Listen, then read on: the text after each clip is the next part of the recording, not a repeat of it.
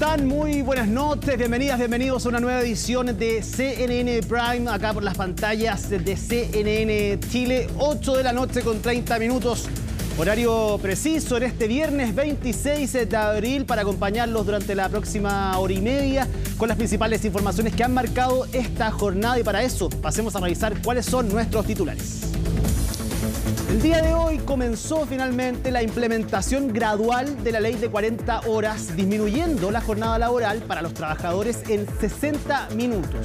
Esta es la primera etapa de aplicación de la norma, la que contempla su plena vigencia en el año 2028. Polémica generaron las palabras del fundador del Partido Republicano, José Antonio Kast, quien en una conferencia en Hungría criticó duramente al presidente de la República, Gabriel Boric, acusándolo de convertir a Chile en una pesadilla. Desde el gobierno calificaron las palabras como un insulto, aunque aseguraron que no van a caer en polémicas artificiales. En temas internacionales, el presidente chino Xi Jinping se reunió con el secretario de Estado de Estados Unidos, Antony Blinken, e insistió en la necesidad de ser socios y no rivales. El mandatario asiático aseguró que, pese a la tensión, ambas naciones deben cooperar y coexistir y no dañarse mutuamente. Y en el deporte, la Junta Ordinaria de Accionistas de Blanco y Negro escogió a Aníbal Mosa como nuevo presidente de Colo-Colo. El empresario de origen sirio ganó en la elección por 5 votos contra 4, obteniendo así su tercer ciclo en la testera del cacique. Todo esto y más, porque aquí comienza CNN Prime.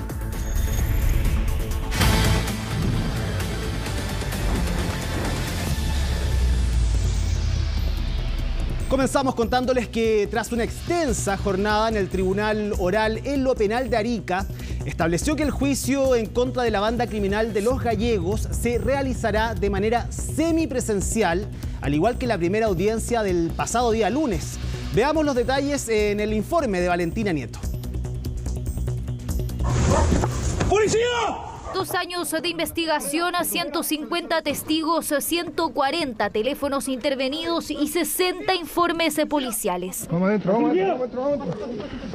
Por esas pruebas, el Ministerio Público comenzaba el pasado lunes el juicio oral en contra del clan Los Gallegos, el brazo armado del Tren de Aragua. ¡Ay, Dios!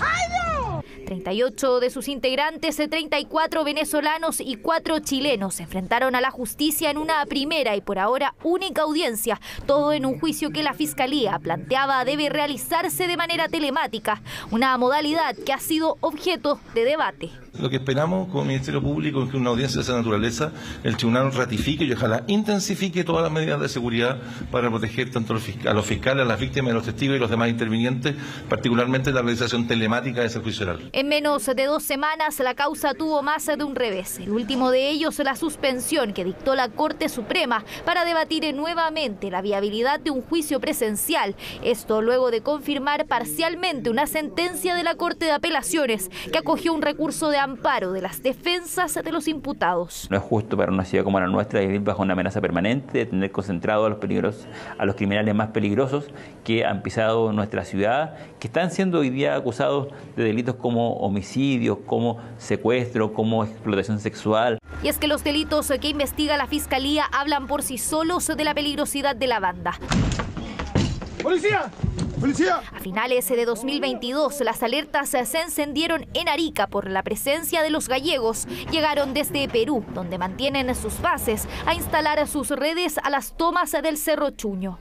No hay quien te sustituya desde que tu olor en mi cama. Secuestros, extorsiones, homicidios, explotaciones sexuales son solo algunos de los 22 delitos que les imputa a la Fiscalía con distintos grados de participación. Ilícitos que en total sumarían más de 200 años de cárcel, considerando 11 cadenas perpetuas. Creemos que en el caso de delitos de crimen organizado, efectivamente el carácter telemático que puedan tener los juicios, pero principalmente lo que dice en relación con la protección de las víctimas, de los testigos y de los fiscales que están involucrados en esas investigaciones debe ser una prioridad. Carácter telemático que esperan en la Fiscalía pueda establecerse como regla común en casos de crimen organizado.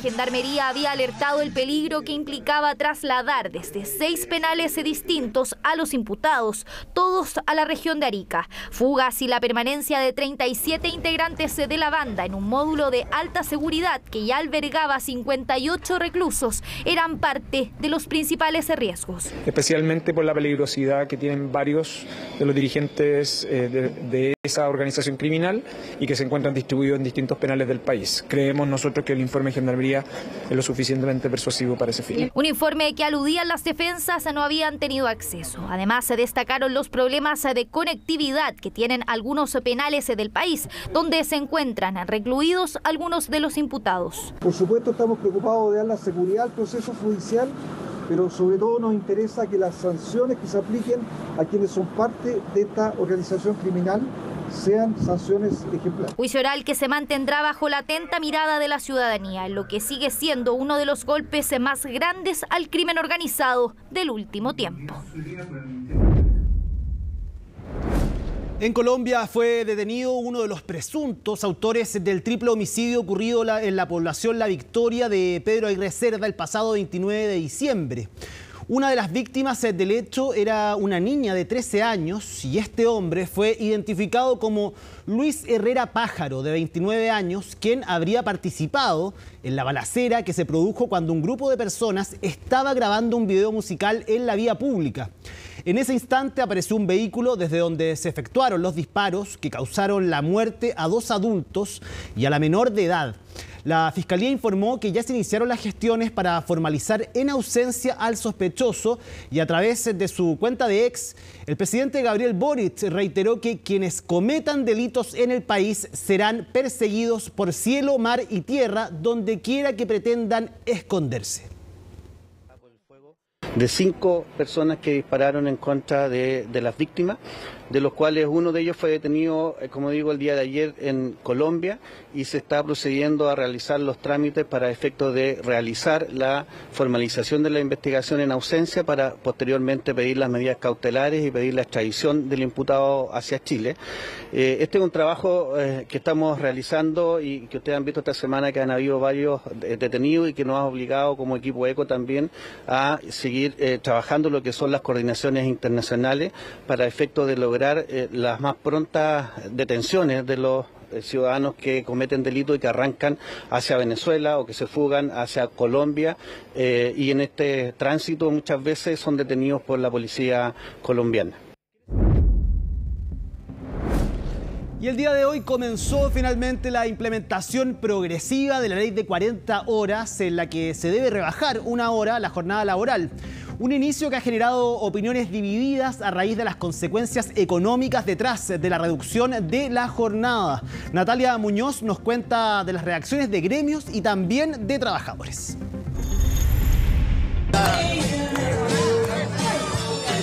Baile incluido e incluso canto. ¡Cumpleaños!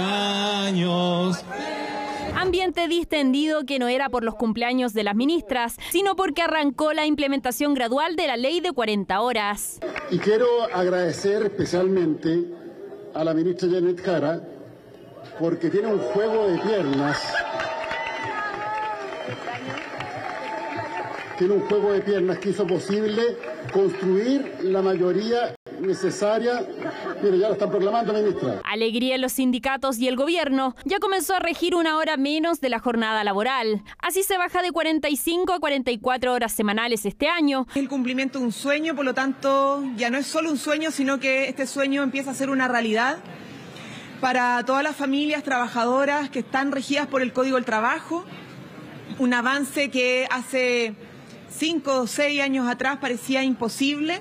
Permite la realización de horas extras compensándolas con días de permiso, con una mirada que fomenta la corresponsabilidad en los cuidados a través de la generación de bandas horarias donde se puede entrar más tarde y salir más tarde o entrar más temprano y salir más temprano. El gobierno recomienda, como es el espíritu de la ley, que sea 1 hora menos en un día a la semana, pero si hay acuerdo entre las partes, esto puede ser fraccionado en minutos diarios. Si es que no hay acuerdo, el empleador es el que impone el horario, pero el trabajador puede denunciar ante la Dirección del Trabajo. Todas nuestras fiscalizaciones desde el día de hoy y por un periodo de tiempo van a establecer esta materia. Y además hemos instruido que nuestros directores y directoras regionales, que son 17 en nuestro país, incluyan también en sus propios programas regionales, que son aquellos que realizamos de oficio, esta materia. Esto es lo que nos ha llamado la atención, que el dictamen de la Dirección del Trabajo, a nuestro juicio, va por sobre lo que es la ley y sobre el acuerdo, por lo tanto,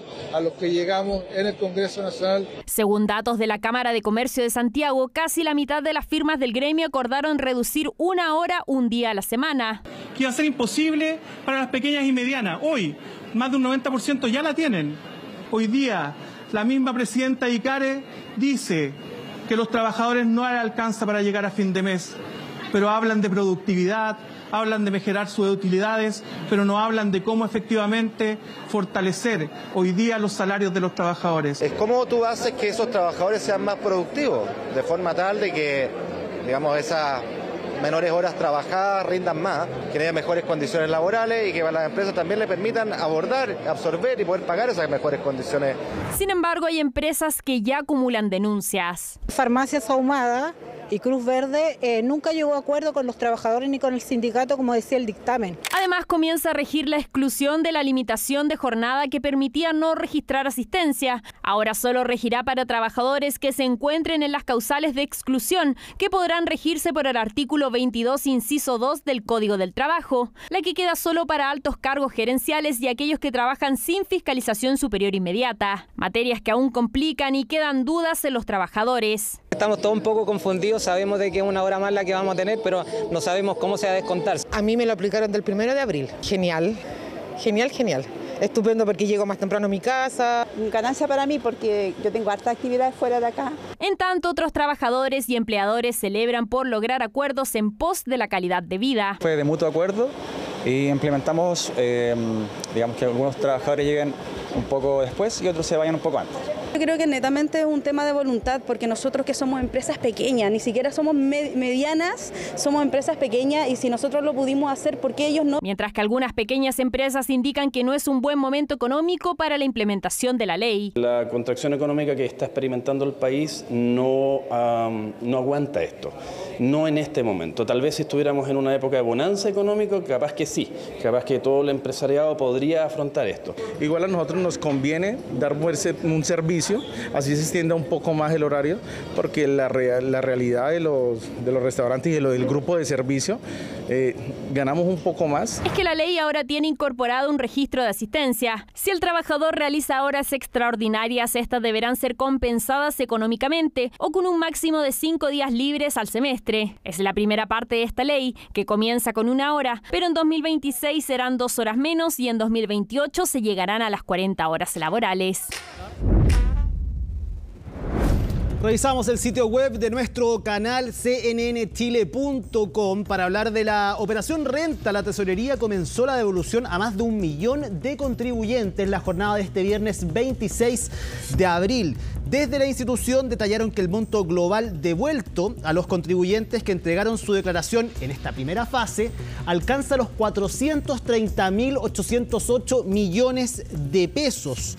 Hay detalles importantes que usted va a poder conocer a través de esta nota en nuestra página, como por ejemplo lo que tiene que ver con las retenciones. Se afirmó que en esta primera fase de la operación Renta, la tesorería hizo retenciones legales a 174.086 contribuyentes por más de 36.000 millones de pesos, detallando que la mayor parte son por deudas de crédito universitario solidario, crédito con aval del Estado y multas con servicio de salud o la Dirección del Trabajo, entre otros, pero destacó además el aumento en la retención aplicada a los contribuyentes que aparecen en el Registro Nacional de Deudores de Pensiones de Alimento, y sostuvieron que la retención por ese ítem se aplicó a más de 9.900 personas por un monto de 1.500 millones.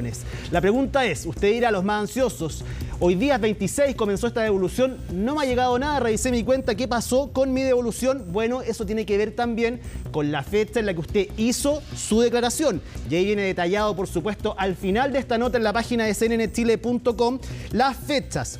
Para quienes realizaron su declaración de renta entre el 1 y el 8 de abril, les correspondía el día de hoy.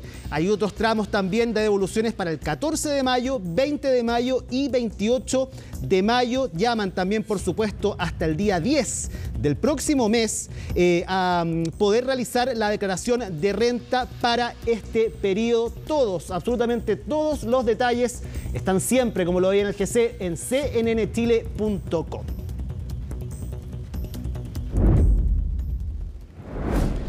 Y tras 5 años del primer congelamiento de los precios de la energía, un informe de la CNE prevé un alza de hasta un 88% en las cuentas de la luz.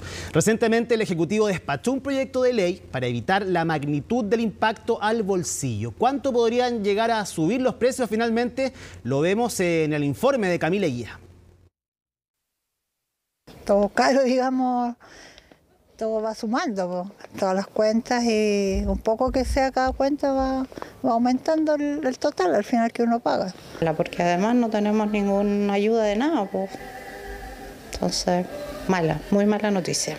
Estufa parafina, a gas o eléctrica, lo que sea necesario para no pasar frío. Pero con las heladas llegan las alzas de la luz y de los combustibles. Es un ajuste entonces que se aplica a los niveles tarifarios de la industria eléctrica de la generación, que mantuvo por casi 4 años un congelamiento en sus tarifas en pro de colaborar, ¿cierto? Uno, con la estabilidad del país y especialmente de los sectores vulnerables para el consumo eléctrico que tenemos en la economía. ¿Pero por qué subirán los precios esta vez? A fines de 2019, tras el estallido social y cuando las cuentas de la luz tenían previsto un alza de 9,2%, se aprobó en el Congreso la implementación de un mecanismo para estabilizar los precios hasta enero de 2021. Tras superarse el monto máximo a inicios de 2022, se aprobó la versión 2 de la ley y con el mismo objetivo.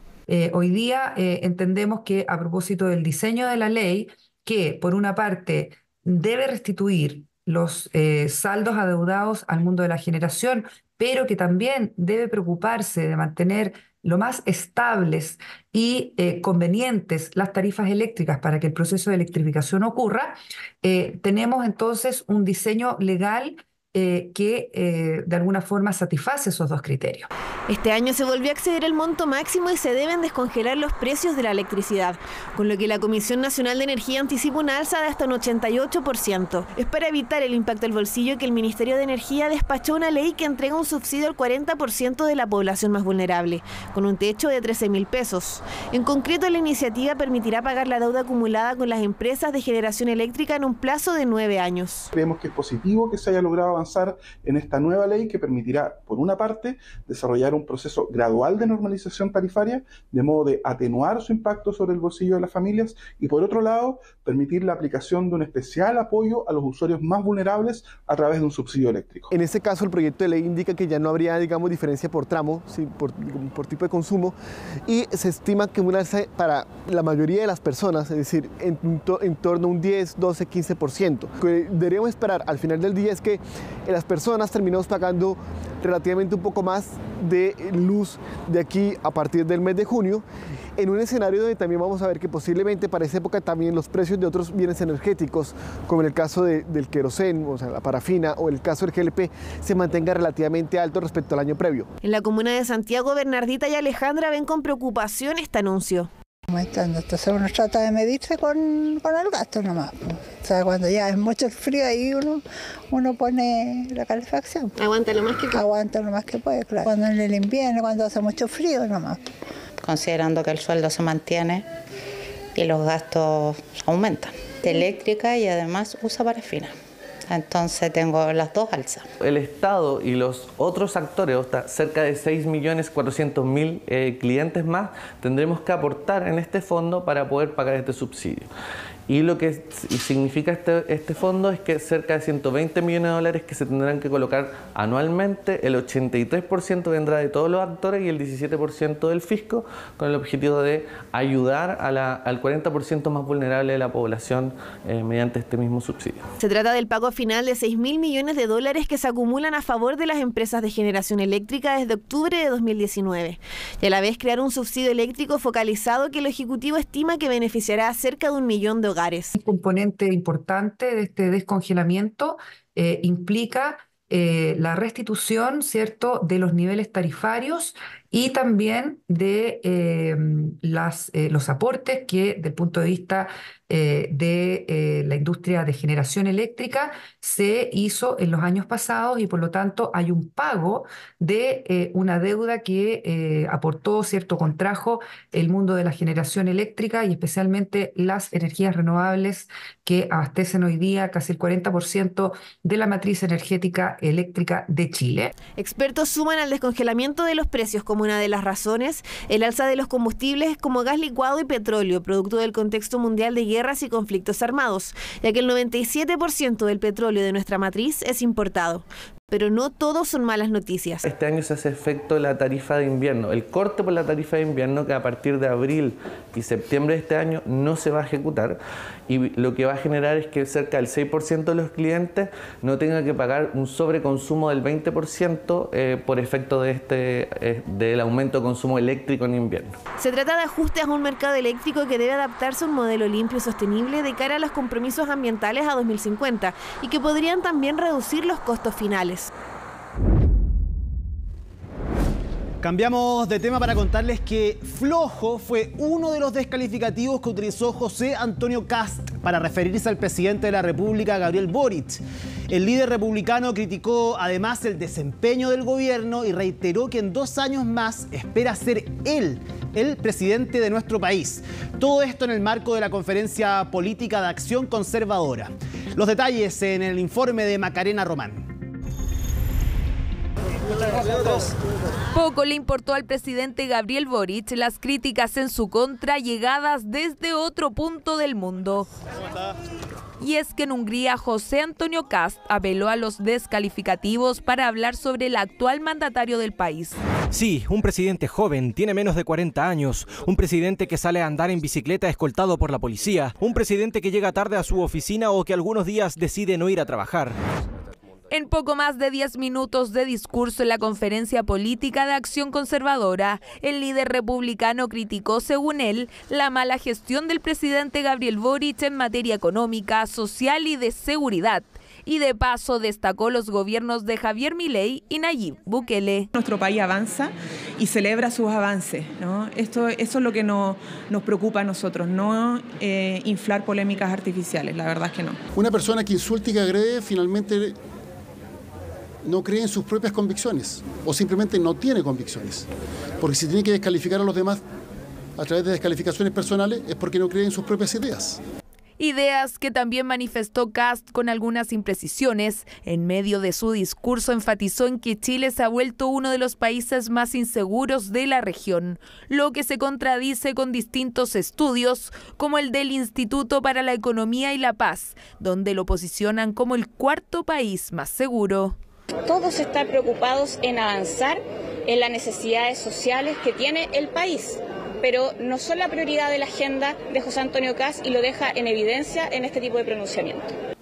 Yo creo que lo que hace con esta afirmación es una campaña comunicacional para desacreditar al presidente de Chile y no se da cuenta que está relativizando el papel de las instituciones del país, incluyendo la presidencia de la República. Estrategia política, eso es a lo que apuntan los expertos. José Antonio Kast en estos momentos y según las encuestas es superado por Evelyn Matei. La última CADEM lo posicionó en el 2º lugar de preferencias presidencial, detrás de la alcaldesa con 14%.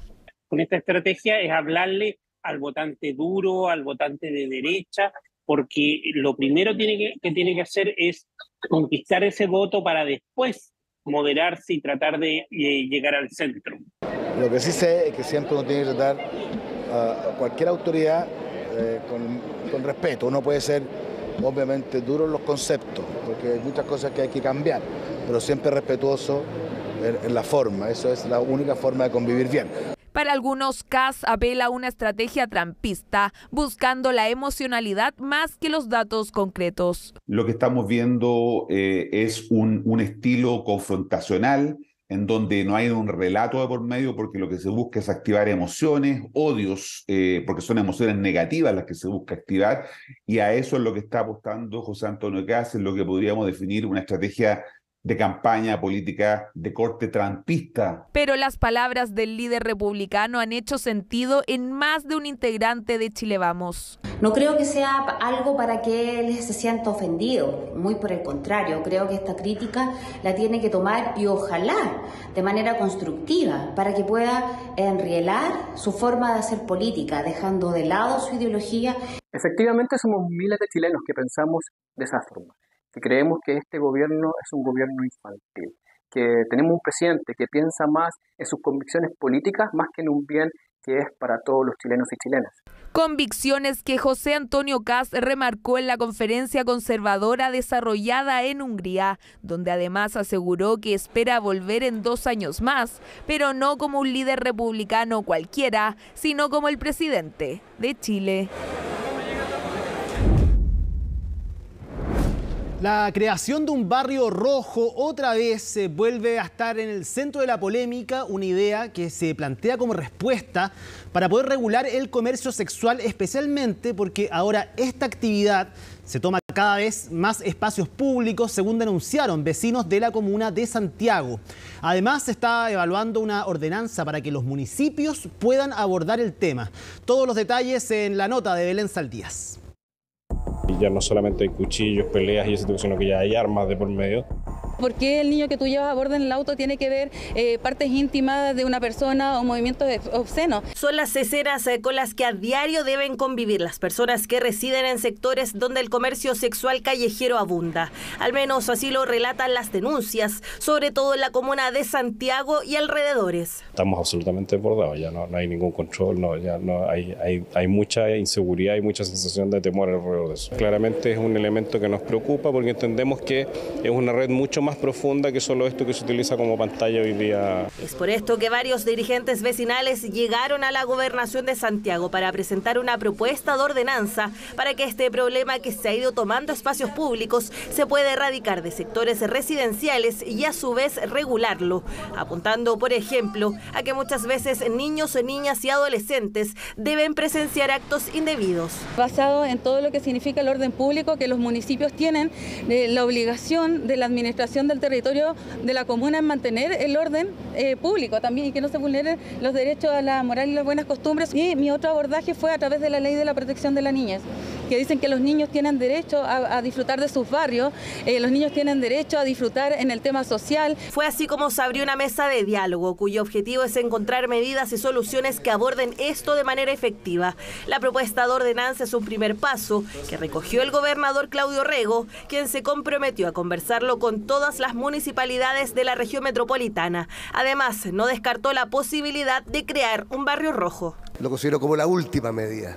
La primera medida pasa por la fiscalización actual, la segunda pasa por mejorar los entornos urbanos, la tercera pasa por esta ordenanza que, entre otras cosas, escuchen bien, penaliza a los clientes. Un barrio rojo conlleva una serie de medidas extraordinarias, partiendo por definir la ubicación. No sería una tarea fácil, aunque se apuntaba a la comuna de Santiago, principalmente por la alta presencia de comercio sexual que se denuncia en sectores como Mata, 10 de Julio, Plaza de Armas y calles cercanas al Parque Bustamante. La comuna de Santiago tiene 26 barrios que son barrios residenciales, que por tanto no generan condiciones para la instalación de aquello. Ahora se abre un debate a nivel nacional y metropolitano y en esos términos me parece que debe darse la discusión. Para nosotros y nosotras lo más importante desde el día 1 ha sido recuperar, revitalizar los barrios con más seguridad. Una propuesta que de todas formas no convence del todo, menos aún a los vecinos que presencian día a día el comercio sexual en las cercanías de sus viviendas. ¿Te parece que es bueno regular este tipo de situaciones? Sí, debería haber un barrio rojo.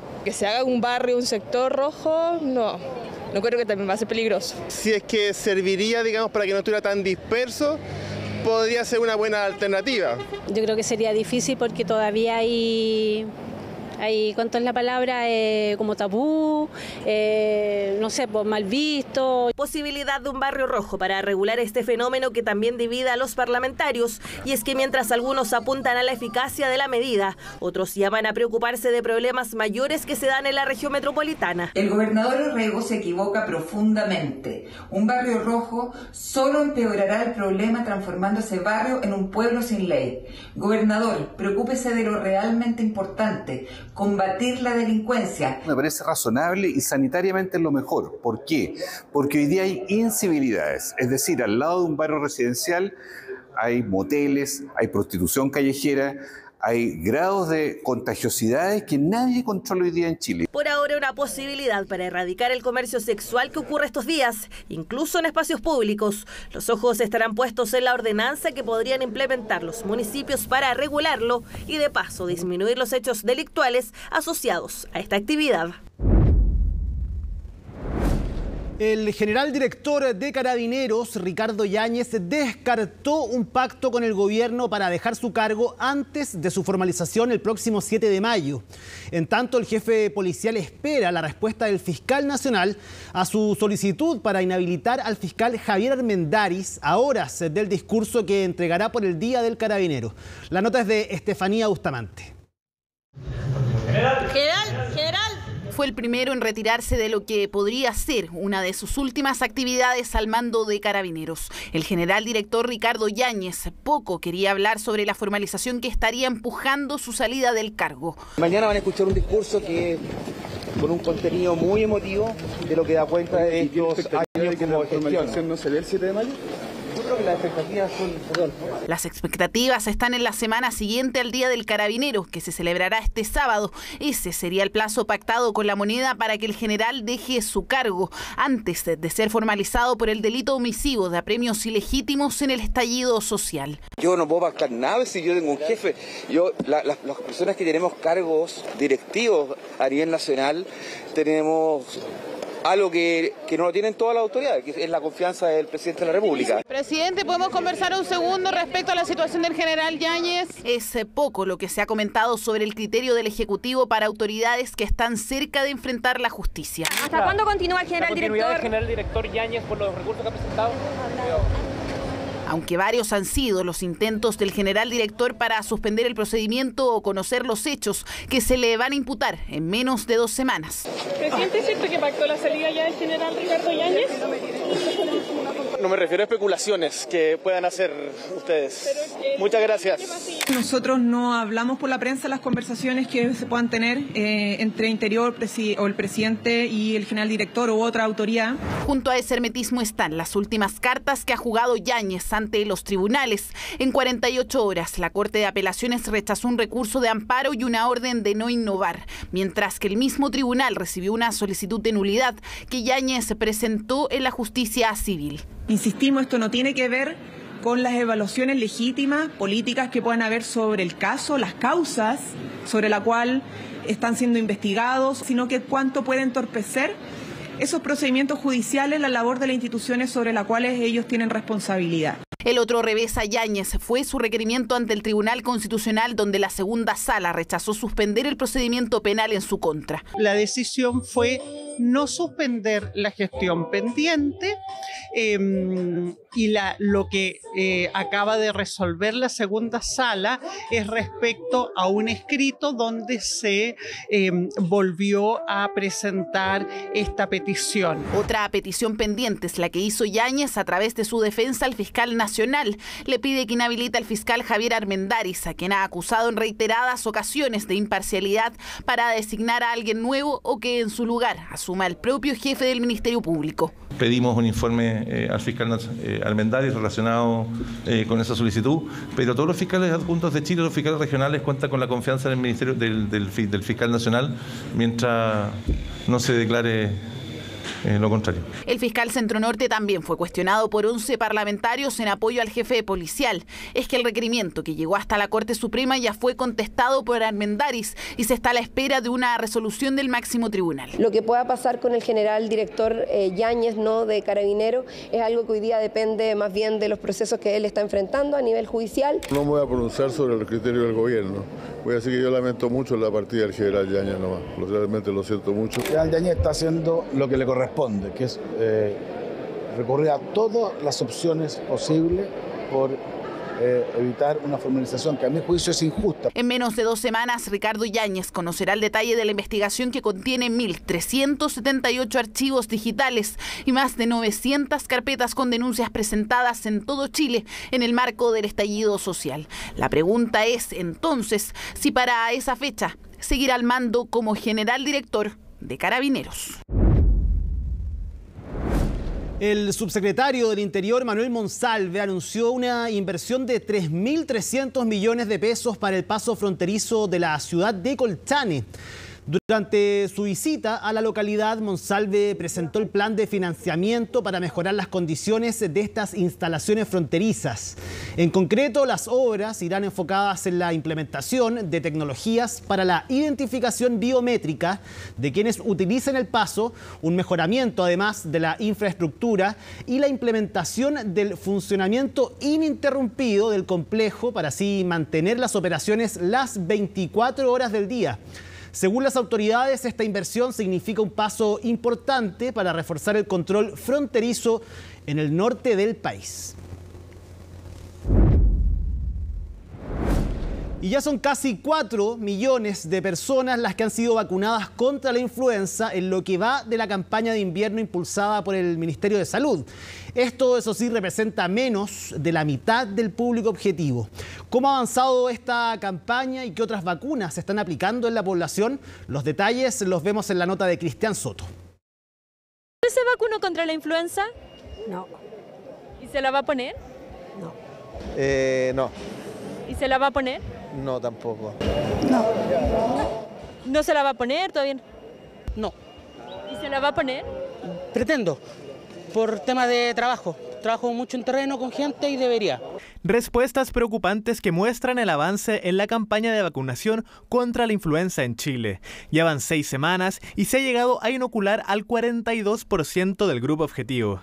A menos de 2 meses del inicio del invierno, el enfoque está en vacunar a personas mayores, niños, enfermos crónicos y personal de la salud.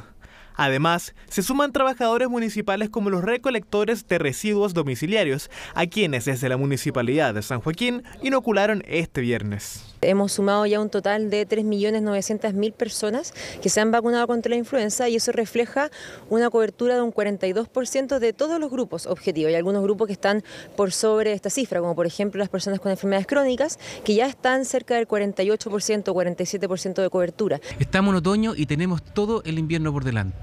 En la región metropolitana tenemos en este momento más de 200 puntos para ir a vacunarse. Es importante que te puedas informar en mevacuno.cl o en las redes sociales de los distintos municipios de los servicios de salud o también de la Seremi Salud para que puedas encontrar el lugar más cercano a tu casa o a tu lugar de trabajo. Según cifras del Ministerio de Salud, en 2023, 4.500 personas fallecieron a causa de la influenza, cifra que aumenta el llamado a la vacunación para grupos expuestos a esta enfermedad.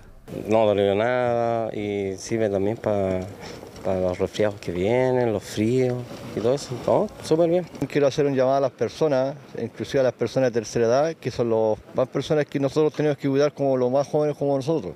Por otro lado, sigue existiendo un llamado para continuar con la vacunación de refuerzo contra el COVID-19. Desde el inicio de la campaña, digamos, la actualización de la nueva vacuna, más bien digámoslo así, en octubre del año pasado se han vacunado cerca de 1 millón de personas por COVID-19, pero eso pero hay cerca de 2 millones de personas que tienen protección inmunológica, por lo que yo le explicaba, que hay personas que aún no llegan a cumplir la fecha desde su última administración. Otra campaña que se está llevando a cabo es la de la inédita inmunización para menores de 6 meses contra el virus sincicial, la cual es gratuita tanto en consultorios públicos como privados. La nueva vacuna del virus sincicial, que es especial y particular para los niños más pequeños que están en mayor riesgo a presentar complicaciones con esta enfermedad. Son los que presentan mayor número de hospitalización, así que la invitación es para ellos recién nacidos en este mes de abril. El virus sincicial, la vacuna, decirle a los papás y a las mamás de los pacientes que son menores de 6 meses que esta es una vacuna única, muy importante, que previene las complicaciones, hospitalizaciones y casos graves por virus virus respiratorio sincicial, especialmente en esta población más vulnerable, que son los menores de 6 meses. La Sociedad Chilena de Pediatría espera un pic de enfermedades respiratorias para la segunda semana de mayo. Hoy, a disposición de la población de riesgo, está la vacuna refuerzo del COVID y contra la influenza, y para los menores de 6 meses se suma Nirsevimab. El llamado es a hacerlo, porque en salud siempre más vale prevenir que lamentar. En casi 20% cayó el número de nacimientos registrados en el país desde febrero del año pasado. Según el informe elaborado por el Instituto Nacional de Estadísticas, la tasa de natalidad interanual disminuyó un 19,5%, manteniendo la tendencia a la baja que se evidenció durante el 2023 en nuestro país.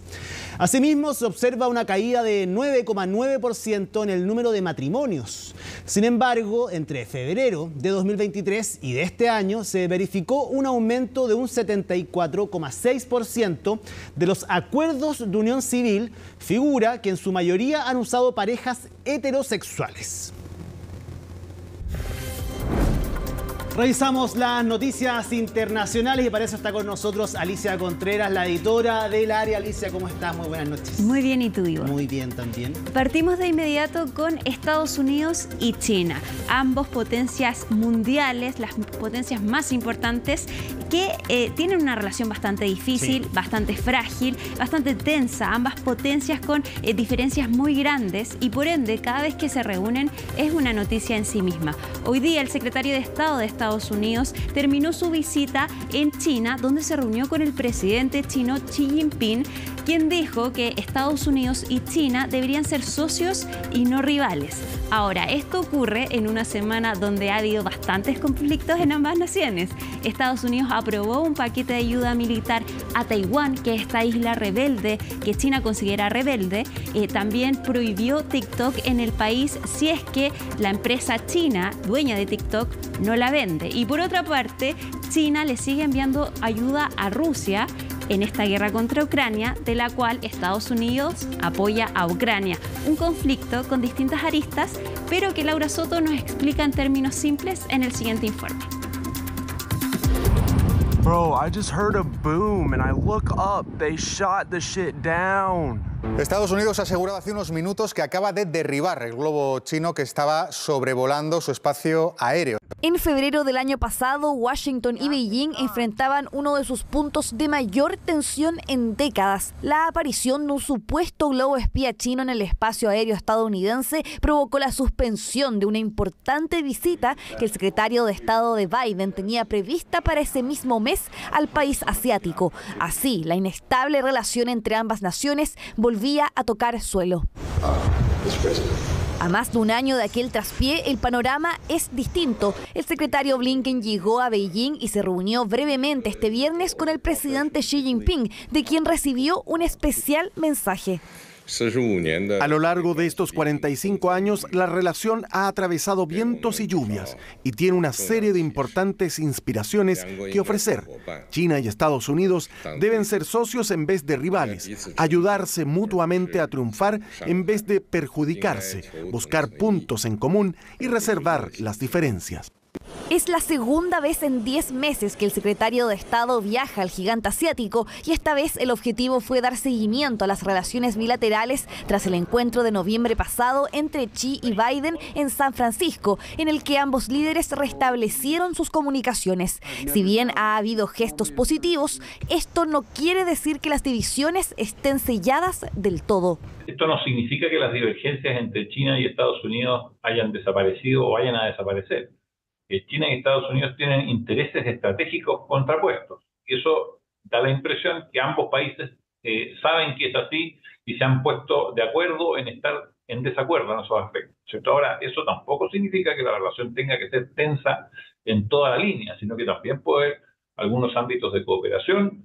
La agenda de hecho incluyó serios puntos de conflicto, como la creciente preocupación de Estados Unidos por el apoyo chino a la industria de defensa rusa, un tema que ocupó gran parte de la conversación.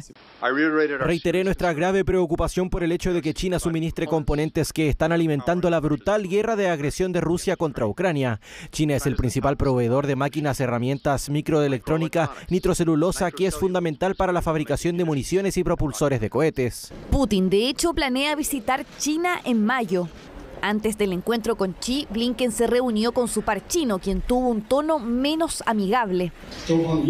Siempre pedimos que se respeten los intereses fundamentales de cada uno e instamos a Estados Unidos a que no interfiera en los asuntos internos de China, a que no frene el desarrollo de China, a que no interfiera en la soberanía, la seguridad y el desarrollo de China, y a que no pise las líneas rojas de la soberanía de China. Esa es una clara referencia a Taiwán, la isla que se autogobierna democráticamente, pero que Beijing ve como una provincia rebelde y parte inalienable de su territorio. Solo horas antes de que Blinken aterrizara en China, el Senado estadounidense aprobó un proyecto que aporta más de $8.000 millones para contrarrestar, según dice, a la China comunista en la región del Indo-Pacífico. En el mismo paquete se dio luz verde a la posible prohibición de TikTok si es que la empresa china ByteDance no la vende en un plazo de 9 meses, un tema que según Blinken no se mencionó en la reunión con el canciller chino. Y al final de su visita de 3 días, el secretario de Estado lanzó en entrevista con CNN otro punto de conflicto más. El presidente Biden fue muy claro al respecto con el presidente Xi y yo lo he repetido en mis reuniones, que cualquier interferencia de China en nuestras elecciones es totalmente inaceptable para nosotros. En términos generales, hemos visto pruebas de intentos de influir y podría decirse que de interferir, y queremos asegurarnos de que eso se corte lo antes posible. Beijing ha dicho en repetidas ocasiones que no interferirá en las elecciones estadounidenses. Así cierra por ahora el último capítulo de la frágil relación entre ambas potencias. Y evidentemente acá una reunión muy importante, Alicia, estamos hablando de las dos potencias más grandes del mundo, de China y Estados Unidos, pero no deja de llamar la atención, más allá de todo lo que afecta al mundo entero cuando hay estos conflictos, esta guerra económica entre China y Estados Unidos, incluso intercambios de opinión que muchas veces hace que varíen los mercados, entre otras cosas. ¿Qué piensen los dos? Xi Jinping el día de hoy dijo algo que era que en la Tierra hay espacio suficiente para 2 solamente. Recuerdo, viendo como que son los únicos 2 que habitan en la Tierra, igual no deja llamar la atención, claro, pese a las reacciones, pero evidentemente Estados Unidos y China saben que lideran el mundo, lamentablemente lo siguen viendo así, como esta hegemonía que queda para el resto de los países. Claro. Ahora, económicamente es cierto. Es así, sí, es verdad. Ellos son los que lideran el mundo, son las potencias más grandes y ellos... Igual esto es una señal de que tampoco les conviene llevarse tan mal. Tienen que saber llevarse bien porque no les, como decía Xi Jinping, no les conviene ser rivales, les conviene ser socios. Sí. ¿Pasamos al siguiente tema? Pasemos al tema. ¿Cuál es? Las protestas pro-palestinas que se generaron en Estados Unidos ya llegaron a Europa y hoy día la Sciences Po, esta prestigiosa universidad de Francia, amaneció tomada. Los estudiantes siguieron el ejemplo entonces de estas universidades en Estados Unidos, se tomaron esta institución exigiendo a las autoridades de la universidad condenas concretas respecto de los ataques que está realizando Israel en la franja de Gaza. Son manifestaciones que ya están llegando a Europa, que en Estados Unidos ya se están extendiendo por todo el país, que también están dejando detenciones de cientos de estudiantes, también enfrentamientos bastante violentos con la policía y que ahora vemos que se están trasladando a Europa y que da a entender que quizás esto ya es un movimiento estudiantil que probablemente va a escalar a nivel mundial. Acá lo comentábamos también durante el día, qué lugar sino las universidades donde se pueden llevar a cabo estos debates, estos análisis y que también van más allá de la guerra entre Israel y Hamás. También están hablando de la libertad de expresión. Hay denuncias también antisemitas en los campus de Estados Unidos. Los estudiantes judíos dicen que no se sienten seguros en ir a clase y se han cancelado incluso clases también y ceremonias de graduación. Sí, hay que tener ojo con esto, Alicia, porque no sabemos la magnitud, la trascendencia que pueda tener. Históricamente, grandes revoluciones han comenzado efectivamente en campus universitarios, que han tomado fuerza, que parten en una región, se van trasladando a otra, comparten las mismas causas, y esto ha agarrado fuerza en Estados Unidos, universidades importantes como la de Columbia, por ejemplo. Ahora acá en la Sciences Po en Francia habrá que ver cuál es la magnitud de esto, porque evidentemente lo podemos ver ahora como hechos aislados, pero si esto se mantiene constante en el tiempo, evidentemente pueden conseguir alguna repercusión mayor. Exacto, de hecho nosotros el lunes ya estábamos informando de las protestas solo en Colombia, en Estados Unidos, y ya llegamos al viernes y se han extendido por todo el país e incluso Europa. Revisemos las declaraciones de los estudiantes de la Sciences Po después de tomarse esta universidad. Estamos preguntando cómo es tradicional en ciencias políticas que normalmente toma una posición y condena las violaciones del derecho internacional, pues no lo han hecho por lo que Israel está haciendo en Palestina. Estamos pidiendo a ciencias políticas que haga eso y que ya no esté implicado en lo que está sucediendo en Palestina, en Gaza o en Cisjordania. Estamos muy contentos de que cada vez más universidades estén tomando medidas. Esperemos que se extienda más allá de ciencias políticas, a través de todas las universidades de Francia y sobre todo fuera de las universidades, porque los jóvenes han estado tomando medidas en esto durante meses y no vamos a rendirnos. Seguiremos movilizándonos durante los días, semanas y meses que vendrán hasta que cese el genocidio en Gaza. Vamos a estar pendientes entonces cómo siguen estas protestas estudiantiles. Pasamos al siguiente tema, volvemos a Estados Unidos porque se registró un hecho que también podría generar repercusiones. Un hombre negro fue detenido por policías que lo inmovilizaron y finalmente murió asfixiado. Él fue inmovilizado en el suelo, decía no puedo respirar y finalmente muere a causa de que estos policías lo detuvieron en el suelo. Ahora, esto es importante porque claramente recuerda al asesinato de George Floyd en 2020 que generó protestas a nivel nacional en Estados Unidos. Por ende, estamos pendientes a cómo puede derivar esta situación. Ahora, hay algunas diferencias. Por ejemplo, George Floyd, él no puso resistencia cuando fue detenido. En este caso, este hombre estuvo involucrado en un incidente de tránsito. Él huye del lugar y se refugia en este bar en Ohio. Ahí fue que los policías intentaron retenerlo. Él se opone, lo tiran al suelo y ahí lo inmovilizan. Él dice, no puedo respirar, y a los 5 minutos después, cuando se dan cuenta que él no está reaccionando, le toman el pulso y finalmente llaman a las ambulancias y fue declarado muerto después en el hospital. Hay que ver si esto genera alguna reacción de los estadounidenses, porque hay similitudes con George Floyd, podría generar protestas, pero por eso lo estamos mostrando, porque podría devenir en algo más grande. Sí, revela la importancia también efectivamente de las cámaras, de estos procedimientos corporales de las distintas policías, lo que se ha discutido mucho en nuestro país también, porque esta es evidencia, tú lo decías, con esas cámaras se puede escuchar finalmente el último testimonio de él no pudo respirar. Todo esto son evidencias y pruebas también que se pueden utilizar evidentemente en medio de la investigación, pero definitivamente un hecho que nuevamente se sale de las manos. Es muy probable, yo creo, que en Estados Unidos hayan reacciones a todo nivel. De hecho, se hizo una campaña, recordemos un movimiento de todas las vías importan, y en este caso evidentemente va a llamar la atención nuevamente. Vamos a ver qué reacciones tiene. Y de hecho tú señalas algo muy importante.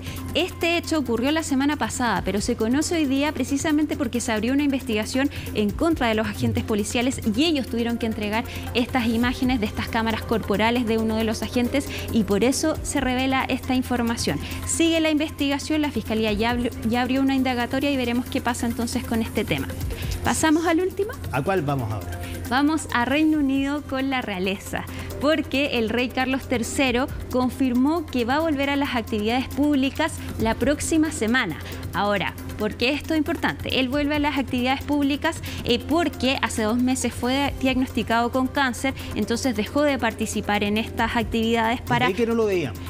Lo hemos visto, pero en actividades más pequeñas, no en actividades públicas grandes, porque está recibiendo este tratamiento contra el cáncer. No sabemos qué tipo de cáncer fue diagnosticado.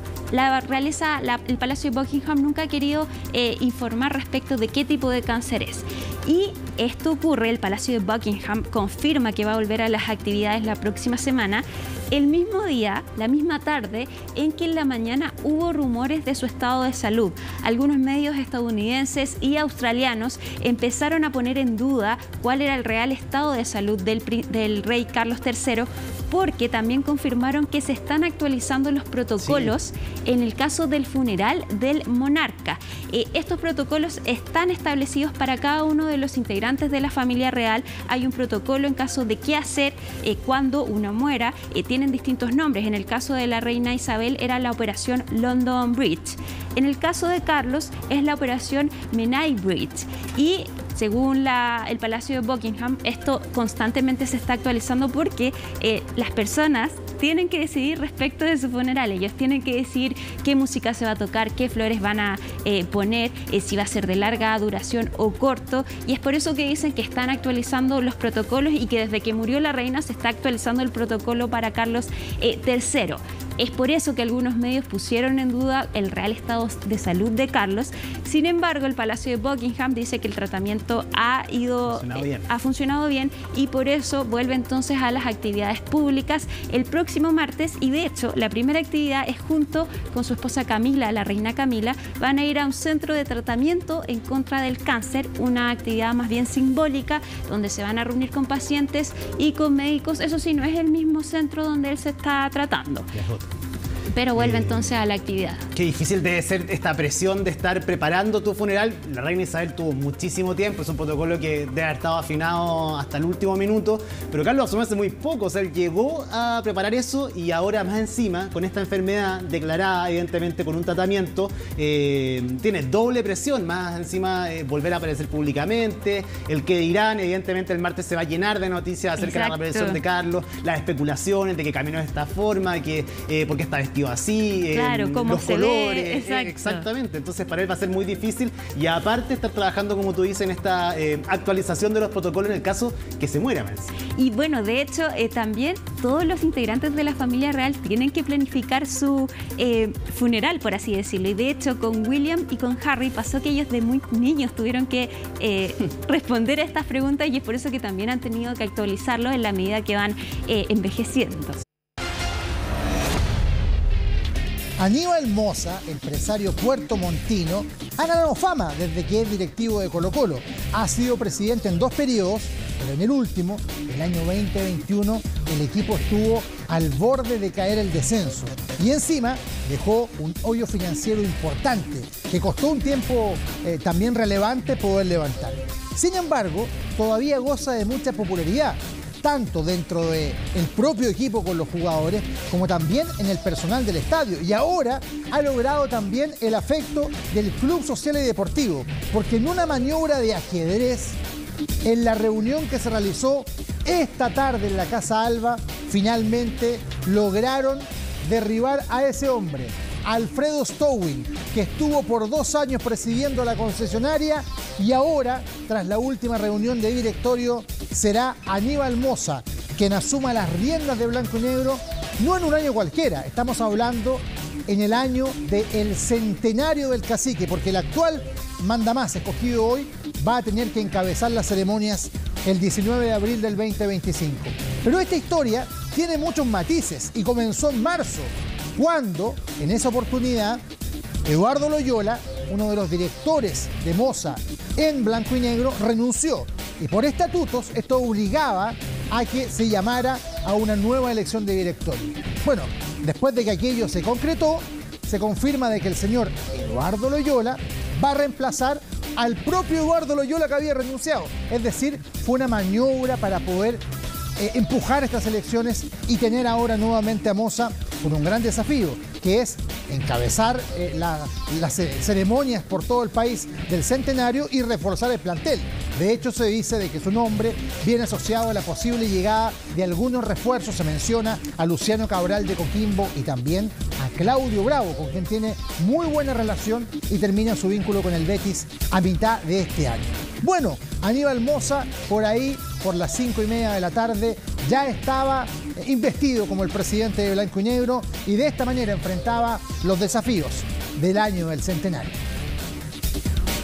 que se negoció no es una negociación, esto no pasa por tener una negociación, esto pasa por tener algunos puntos de vista, puntos de encuentro que son vitales para esta institución.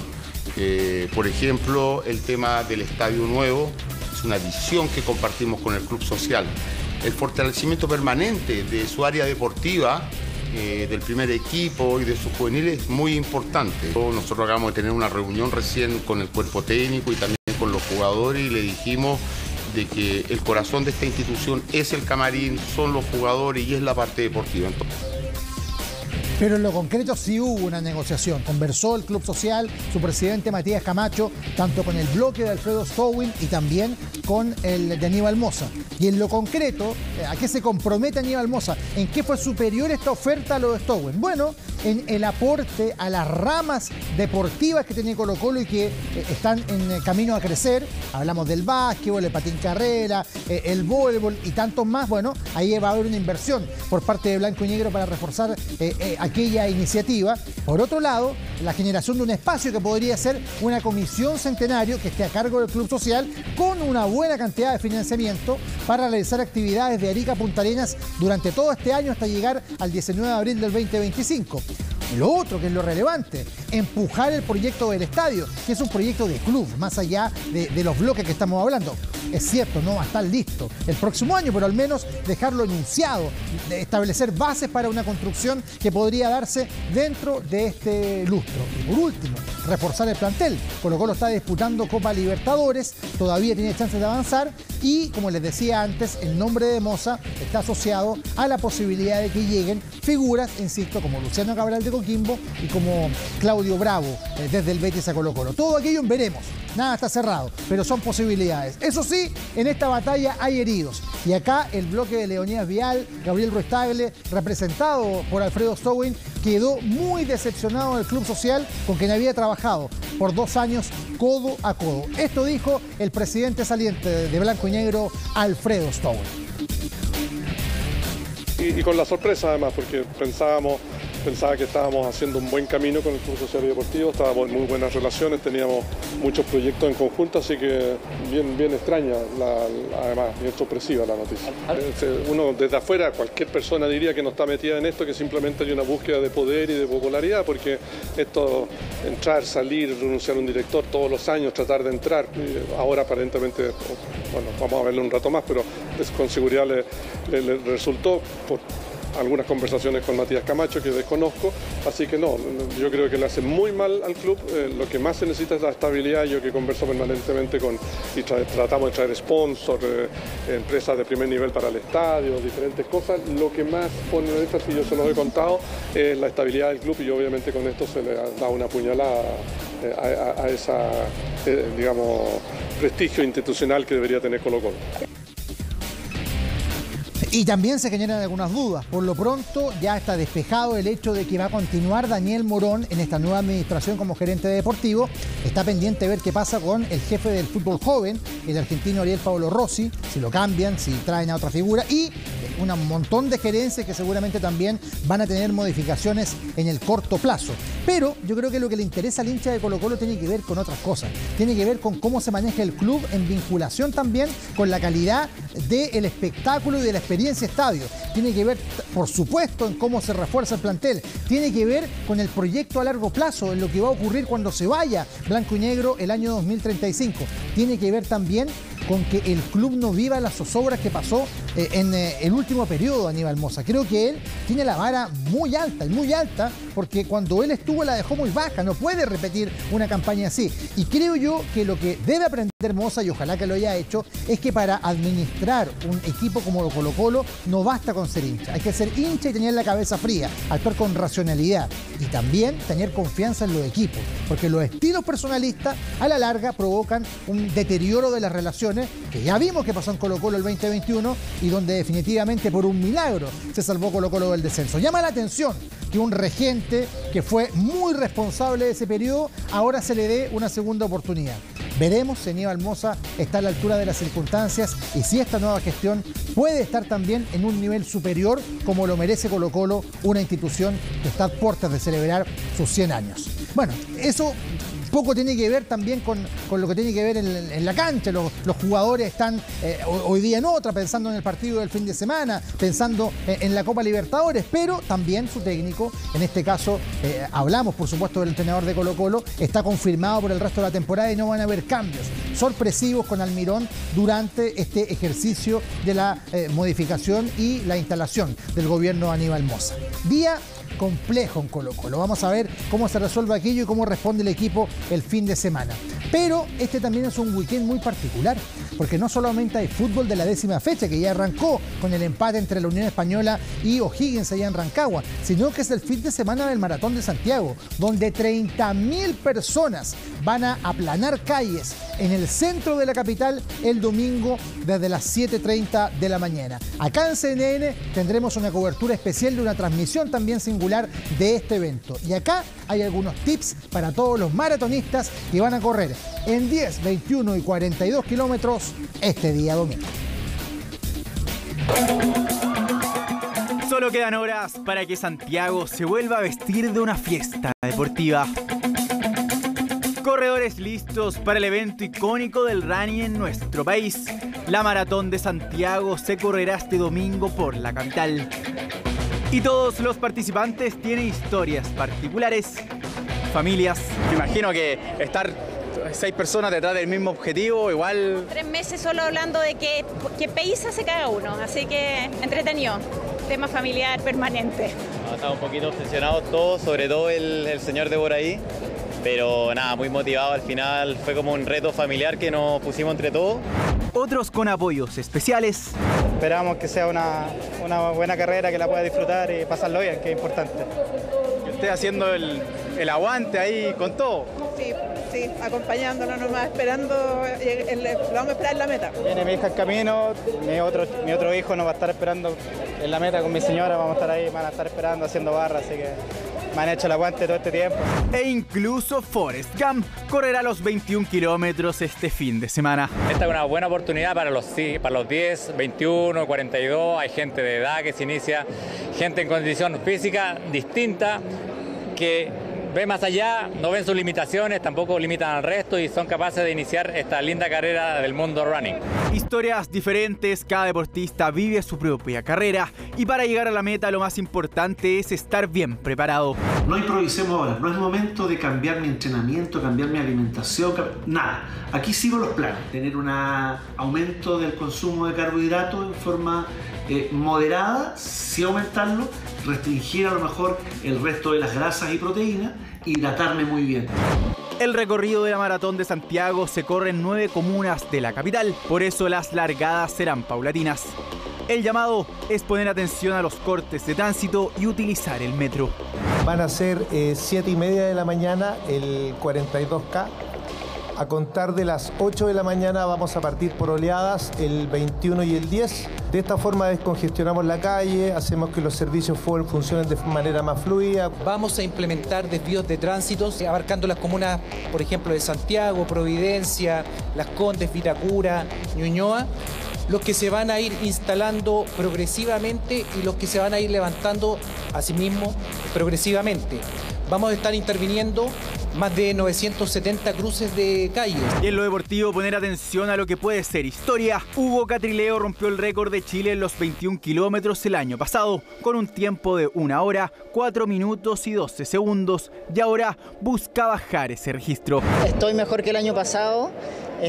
Por lógica debería correr mucho más rápido. Me siento muy bien pensando en lo que son los próximos Juegos Olímpicos, en que ya la clasificación está ahí básicamente prácticamente cerrada, entonces nada, lo tomo como un evento bien fundamental. Maratón de Santiago que se realizará este domingo 28 de abril a partir de las 7:30 horas y que usted podrá seguir atentamente a través de CNN Chile. Así es, nos juntamos en las plataformas de CNN a las 7:20 de la mañana este día domingo.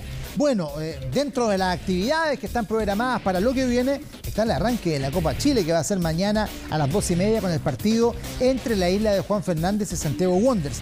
Pero hay un sorteo que está vinculado a este torneo de rancia y larga tradición. Sorteo que se está haciendo muy cerca, en uno de los estudios cercanos acá a Machaza, donde está CNN. Y ahí estamos con Nico Cabargas para que nos cuente de inmediato en qué va esta ceremonia que ha tenido de todo, la presencia del presidente del fútbol y la ilusión que se abre cada vez que arranca la Copa Chile. Nico, ¿cómo estás? Buenas noches.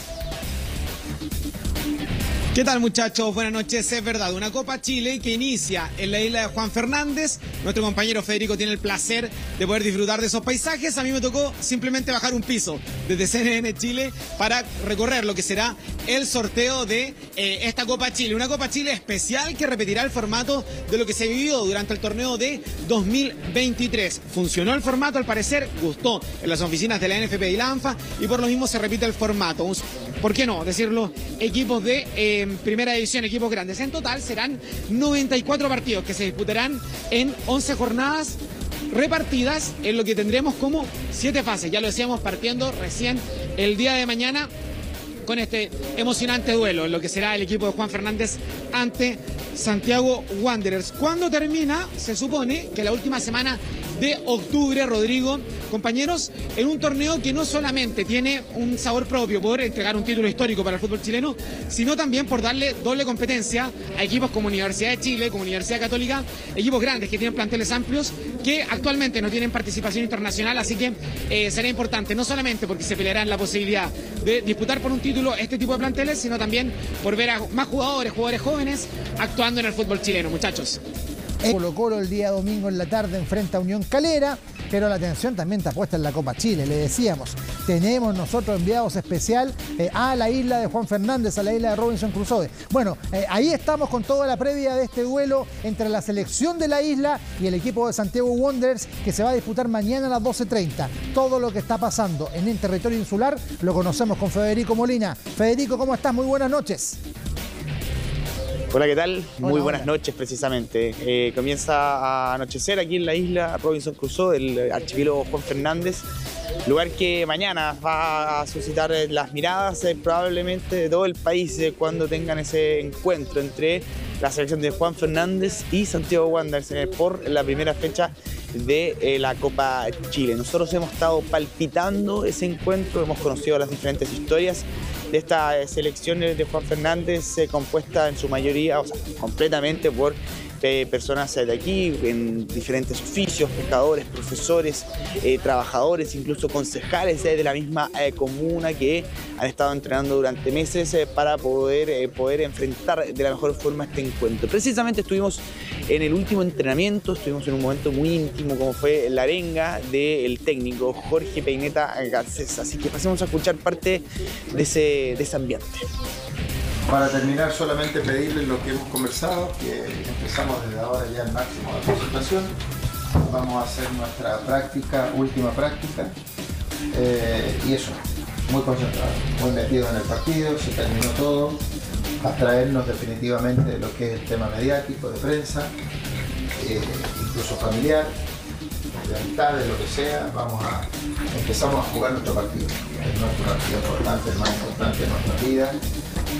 Históricamente, lo que representa nuestra tierra, vuestra tierra, en la cual digo casi nuestra, porque usted sabe lo que ya estoy sintiendo. Ya es parte ya, bro. Me siento así es que nos vamos a la práctica hoy día, que es nuestra última, o llamémosle penúltima, para el gran día que es mañana, que es vuestro día histórico y en el cual indudablemente estoy orgulloso de formar parte del día.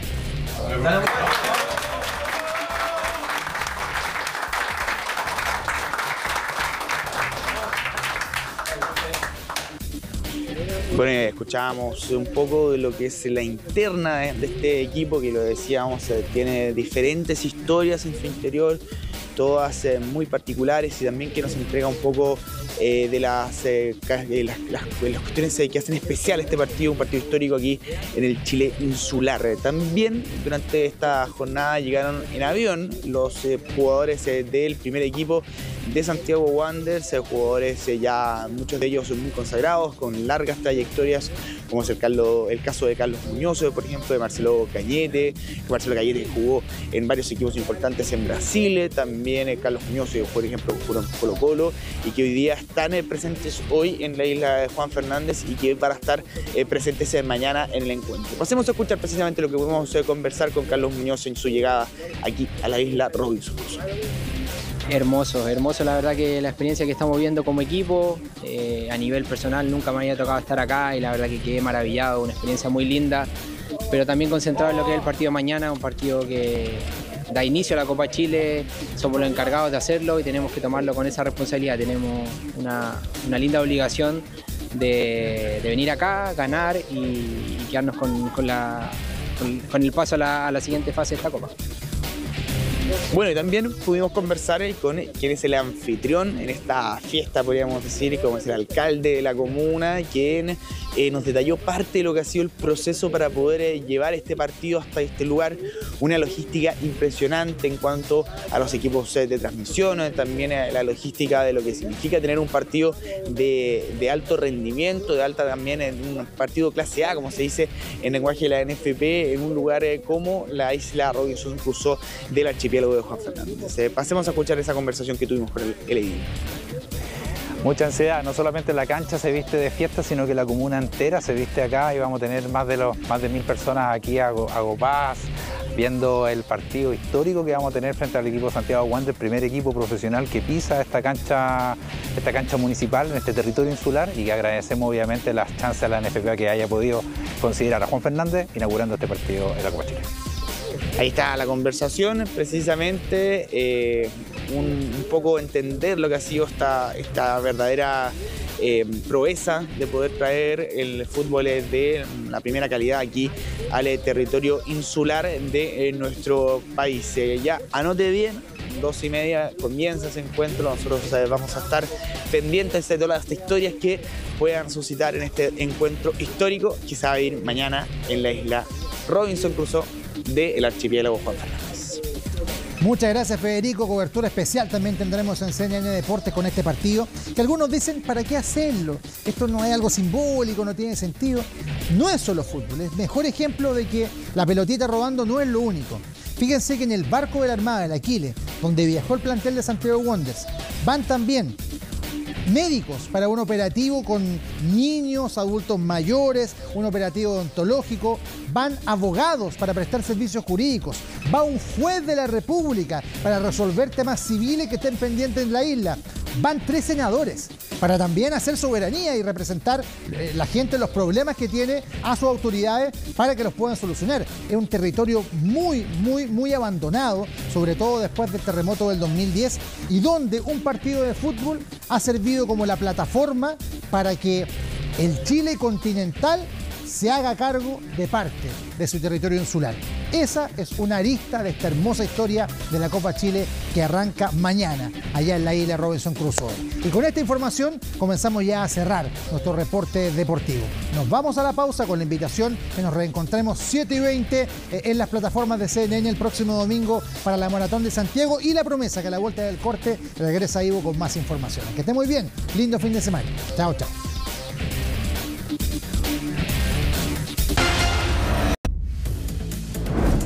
Volvemos para despedir esta edición de CNN Prime. Sigan la compañía de nuestro canal. Ya viene CNN Tiempo para ver cómo va a estar el fin de semana. Y luego una nueva edición de CNN Magazine con Viviana Encina. Viernes 26 de abril, así estuvo nuestro país y el mundo. Somos CNN Chile. Que tengan muy buenas noches.